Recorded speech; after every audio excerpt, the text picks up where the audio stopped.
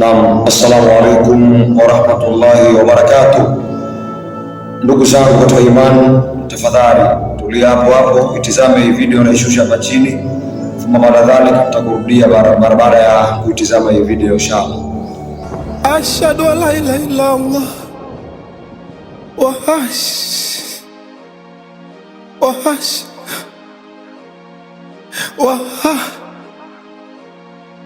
wa ashhadu anna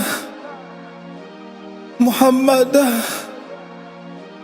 Rasulullah. Naam, ndugu zangu katika imani, kama mlivyoweza kushuhudia yale ambayo tumeyashusha hapa katika video, yani tukiwa na maana kwamba tukiacha na masuala mazima ya music yalishakatazwa kwa enzi za Mtume, lakini hapa pakutia mpaka baadhi ya maneno ya Allah kwenye masuala ya music ni mambo ambayo yana hatari sana ndugu zangu, na tunadai clip, lengo ni kukemea iwe mwisho kwa wote ambao wanahusiana na masuala haya, kwa sababu Allah subhanahu wa ta'ala aeleza ndani ya Qur'ani, waman yu'azzim sha'air Allahi fa innaha min taqwal qulub.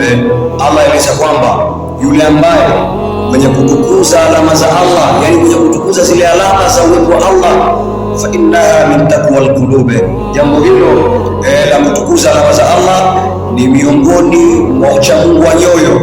Baadhi ni kwamba kusema kwamba umejitoa kwenye masuala ya uchamungu, lakini basi achana na masuala yanayohusiana na uchamungu. Wewe si mchamungu, basi tengeneza masuala yako ambayo umekusudia kufanya bila kuingiza masuala ya uchamungu. Fanya vile ambavyo unaweza kufanya kwa mujibu wa tasnia yako bila kuingiza masuala ya Allah. Hii ni hatari, huwezi kuingiza maneno ya Allah kwenye masuala ya music. Na moja ya maulama waeleza kuwa ya man ja'alta kalama Allahi an'aman tuhma, mwenye kujalia maneno ya Allah kuwa ni nyimbo zenye kuimbwa. Ama khifta yawman takfu fi baina yadayhi man takallama bih, hivi uogopi siku ambayo utakayesimama mbele ya yule ambaye aliyazungumza hayo maneno? Ni siku gani? Ni siku ya Kiyama. Al-Qur'anu nuru lisuduri laysa lillahi wa qurubi, Qur'ani ni nuru ya nyoyo, si kwa ajili ya burudani na anasa. Man a'zamahu rafa'ahu Allah, mwenye kuitukuza Qur'ani Allah atamnyanyua. Wa man harabe, na mwenye kuidharau Qur'ani khasara al-qulub, amesipoteza nyoyo. Kalamu Rahmani ajallu min ayyumzaj bilahni wa mizani, maneno ya Allah ni matukufu zaidi kuliko kuchanganya midundo na mizani. Fattaqillaha wa tub, mche Allah na tubia.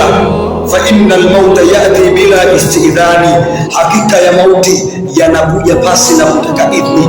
Mauti huja pasi na kuomba ruhusa. In kunta tuhibbu shahra, ikiwa wewe unapenda umaarufu, fatlubuha bima yurdillah, basi utafute umaarufu kwa mambo ambayo Allah subhanahu wa ta'ala anayaridhia.